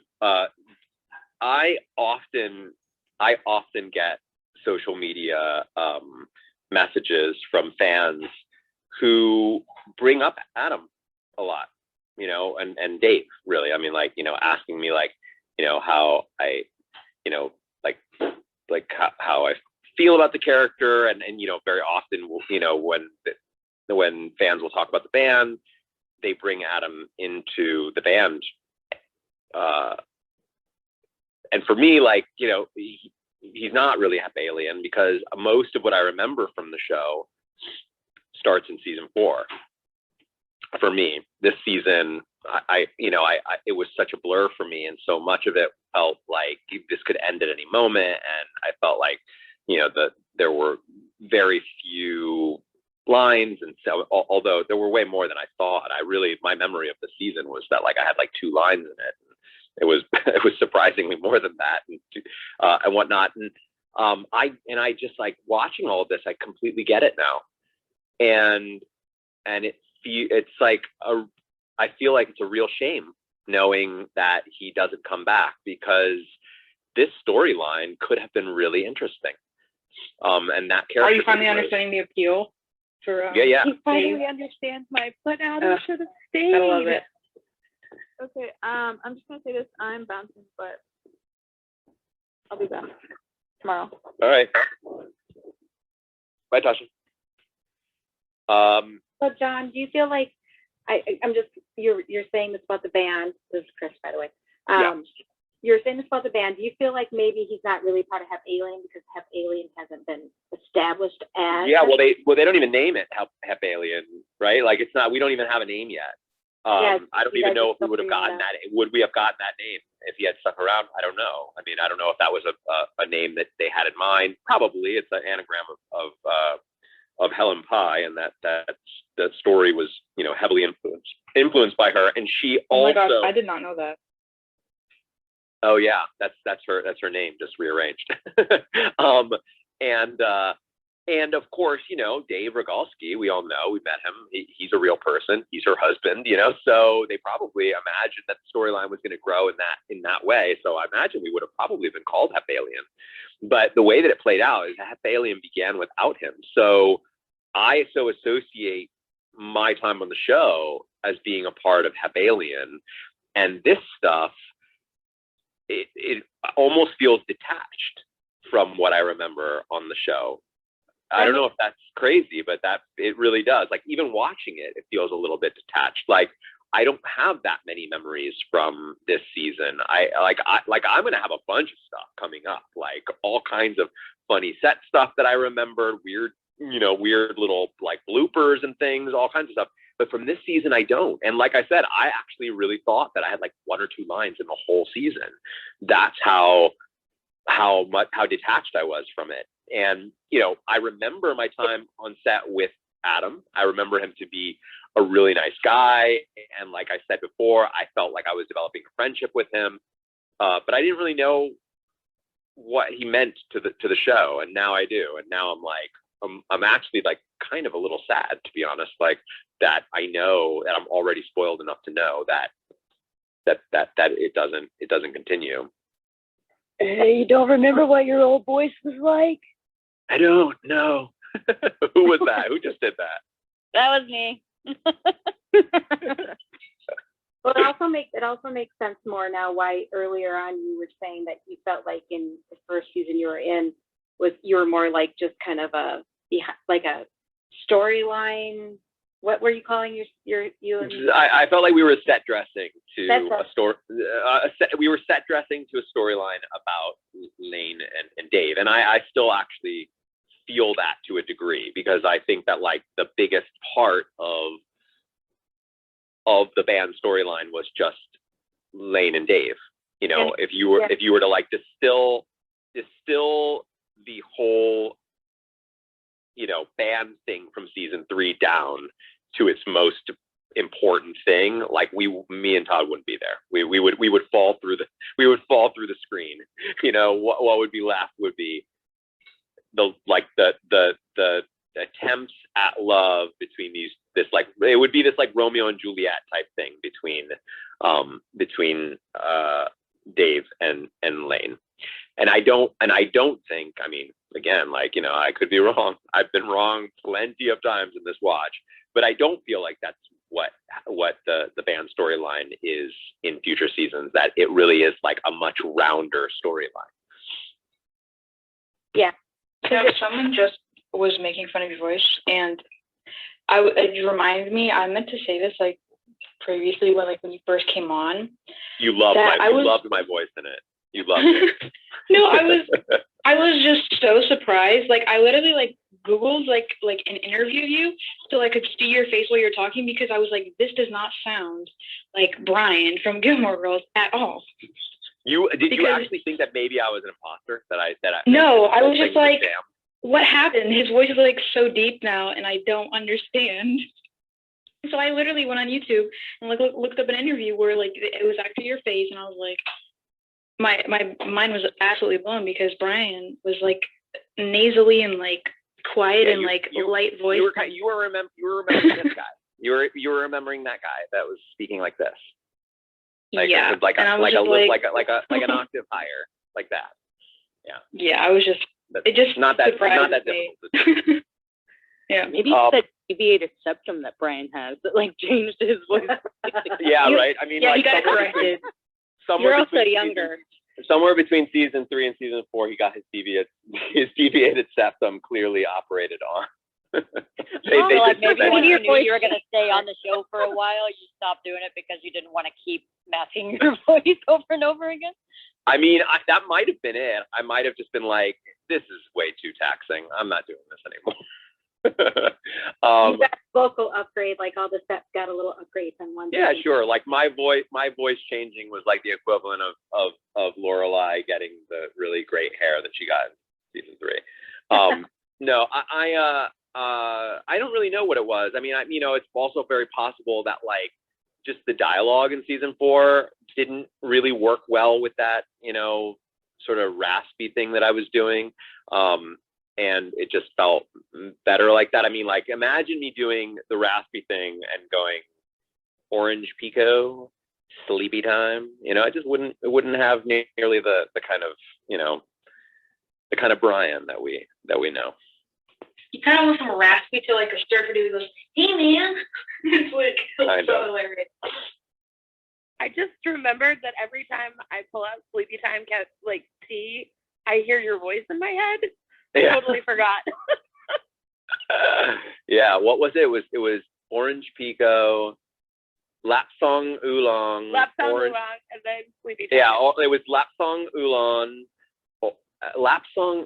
It was actually not real, because I remember Mrs. Kim or Emily was like, "That's not a real tea. They made that up. That's like they mixed up 2 teas, and created that new tea. And I can't remember what it is. It's like lapsang. It's like the first one lapsang, and then the second one, they're just 2 teas that they like took the first part of it and the second part and mixed it together. But it's, yeah, that orange pico and then sleepy time. I'm not going to talk about any of that stuff because I want to talk about it when it gets there, because that's all the stuff I remember. John, can I ask you before you go what your thoughts are on the short exchange between Emily and Lorelai? Because I know this morning you were kind of talking about the her paying her back. What did you think about this episode's kind of short exchange between them? Like, do you think it's gonna get better soon, or? At the risk of infuriating Mary, no, I'm just kidding. I'm still feeling how the way that I did earlier today. I think that I sort of think that, like, going to your birthday party and being like, happy birthday to me, I don't have to deal with you anymore, is pretty tough for somebody to hear. And I totally get why Emily would be upset. Does Lorelai get any credit for trying to reach out and connect and not getting any reception whatsoever? She does. She does. But I also just think that sometimes people need time to sometimes they need time to cool off. I don't know how long it's been, but I don't think my gut, well, I do know how long it's been been 2 because weeks. it's been 2 weeks. But yeah, I don't know. I don't know if 2 weeks is enough in this particular situation. I don't know if it's enough. I do think that they're going to get back together, like they're going to become friends. I mean, it doesn't feel like this is going to last forever. But I do. I'm a little on. I'm more on Emily's side. I'll just say it. Like, you know, from that last episode, I'm just more on Emily's side about the whole thing. I know that there are some it's not super cut and dry. I definitely see, you know, we've talked like crazy about like the control issues and all of that stuff. You know, I see them all, like, and you know, this is just coming, I think, a little bit more from gut. Like, I didn't talk about that. I really wanted to hear everybody's thoughts on it and I was like holding off because I knew that my feelings about that were super emotional, and I didn't want I wanted to hear as much that could at least, you know, temper my emotion a bit before I would speak. But if I'm being honest, my feelings about that still come from an emotional place, and I understand that. I think that it was not cool for Lorelai to do that. We also didn't get to talk about the whole Max thing, and I would love to talk about that as well, because that was also another big one, and that also was related to all of my feelings about Lorelai in these 2 episodes. It's hard. We've got a lot of people here. We got a lot to talk about. The show just has so much that we can tear apart. I think the probably best solution is for us to keep all of this stuff in the back of our heads, look for opportunities to talk about it when it comes up in other episodes, and then plan a really cool hiatus week where we like are just getting into some great like talks. Ooh, someone could do a topic list or something so we can save it up. Someone who's organized, not like me, but someone who's organized. Yeah. I don't know. Does that sound interesting? I mean, does that sound cool? I wouldn't mind doing something like that. I would actually like to do a topic list. Yeah, that would be great. Yeah, I think on days, especially when there's double episodes, that we should save topics for later. Like in the mornings, I work nights, so in the mornings I can join in and watch the show, but I can't join the couch and stuff and talk to everybody because I'm going to go right back to sleep. Right. By the way, I figured out, for those of you on Facebook, you might have already seen this. For those who are mostly Twitter, you didn't. I figured out how we still end, how we end the season on Friday. Now Friday the 2nd rather than the 3rd, Saturday the 3rd, and it's going to involve essentially. We're going to have what I'm now dubbing marathon weekend. the weekend of the 26th and the 27th, we are going to do 3 in the mornings, both mornings. Ooh, and we're finishing season 3 next month or season 4 next month? Season 4. Okay, I was like, sorry. That's really long. No. Season 3 is ending in 2 days. No, we're gonna end season 4 before our hiatus week. We're gonna end it on July 2nd, and in order to do that, we're going to have what I'm calling marathon weekend, and that is going to be 3 episodes in the morning on Saturday, an episode at night on Saturday, 3 episodes in the morning on Sunday, episode at night on Sunday, and we're gonna have a long talk. So, for those who can do it, I'm committing to being here from 8 a.m.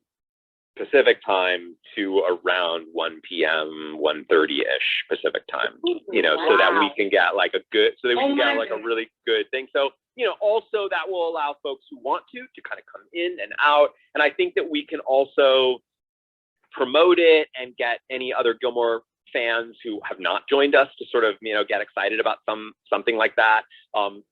Folks who, you know, have sporadically come in and out maybe could could see that as a really fun weekend, like, you know, almost treat it a little bit like a festival, like that particular weekend because of how big that will be. And then we have to do one more, and we're going to do that on the finale night. We're going to start at 5 p.m. on July 2nd, 5 p.m. Pacific time. So that will be 8 p.m. for folks on the East Coast. We're going to do 2.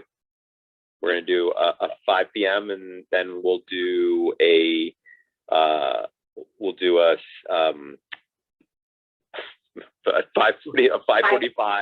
which will take us to 6:30, and then we'll do another hour and a half after that. That's on a weekend, right?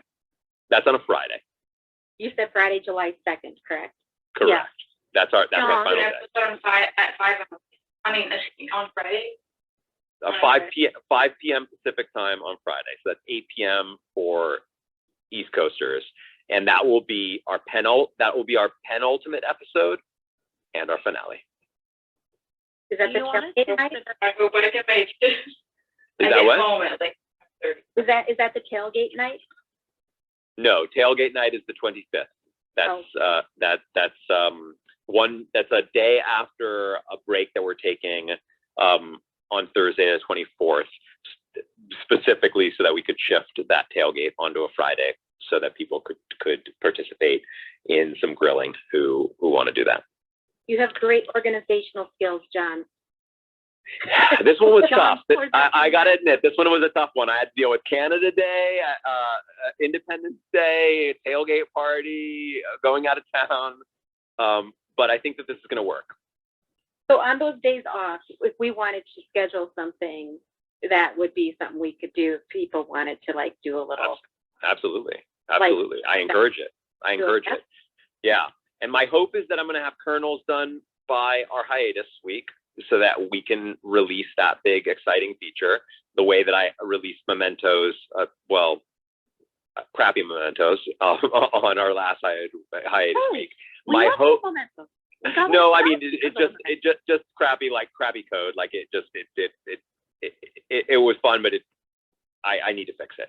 I'm now going to do that this week. So we're gonna get mementos back on track, which will be great because then throughout season 4, I'll probably do a bunch of different mementos that have different meaning, and we'll have some fun things attached to them and whatnot.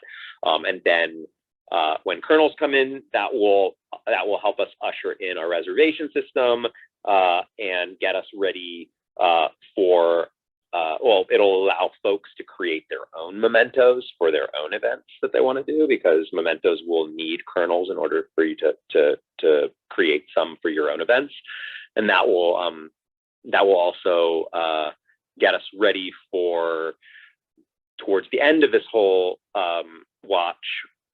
For I guess our third hiatus week would be the introduction of new spaces. And before we get there, I'm going to be adding a new feature to the app that will allow us to start suggesting suggesting shows, and the community will vote on that. And we'll use the data to figure out what we want to do next. I do think your supernatural idea is something we should do eventually. Well, we're gonna leave it up to the community. For that super long weekend, would you consider having the discussions after the episodes instead of after all 3? Sure, I would totally. Because I think after 3, we're gonna be trying to go back to that very. It'll be a lot less. Yeah, that's a really good suggestion. Why don't we do that? Also, give you an opportunity to clear a couch and restart the couch each time after the discussions. Yeah, totally. Oh, I have to make everybody moderator, and then I am going to jump off. By the way, we watched the first episode of Sweet Tooth. Did you like it? I loved it. I thought it was looked really interesting. I really loved it. And oh no, what's going on here? I watched season 1 of Mythic Quest, Everlight. Oh, that was so good. Oh my gosh, that show is so good. I'm telling you, I can't speak more highly of a show. Folks, I'm telling you, you should definitely give it a shot. It is very fun. In the height. That's it is very fun. Yeah. Yeah, we have to wait till we have time. Yeah. They're only an hour long, so it goes by much quicker. And Chris, yeah. I'm trying to make people moderator, but my Clubhouse is real slow. That's okay. Okay. When do you think that, how long do you think we'll be doing this? I mean, I know we're gonna go into like, I mean, do you got like a set date where we're gonna be like done with like The whole series? Yeah. I mean, I'm guessing that it'll be sometime towards the end of August. I once tried to plan it out, like based on what we're doing. Now you kind of threw me for a loop with this super marathon weekend, but I had it for the beginning of September. Yeah, it's somewhere around there. I was like, I was imagining that. Yeah, it's somewhere around end of August, beginning of September, depending on like how we want to land our hiatuses and all of that kind of stuff. But we're gonna be here. We're gonna be hanging out with each other for a while. So. Meanwhile, get Scott comfy. Patterson is on episode number 6 of season 1, so he's going to be doing that until we're all gray. Yeah, we're not even halfway through with this yet. Yeah. Season 6, episode 6. Like I was just like, whoa, wait, what? Yeah, if I had to guess, his idea was to do seasons of his show, and they would coincide with seasons of that. So I imagine that his because it's with iHeartRadio, right? I think it's with So I bet he did a deal with iHeartRadio, and their ideal scenario would be that there were multiple seasons, and in order to do multiple seasons, you'd have to spread the show out, and maybe they thought, let's do this first one, for like at the pace of the first season of Gilmore Girls, see how popular it is and whether or not we can get 7 seasons out of it. And if we can't, then you'll start to compress. Yeah, it's a different animal, but I like our animal better. Yeah. Our animal is different. Our animal is us, like it's a community.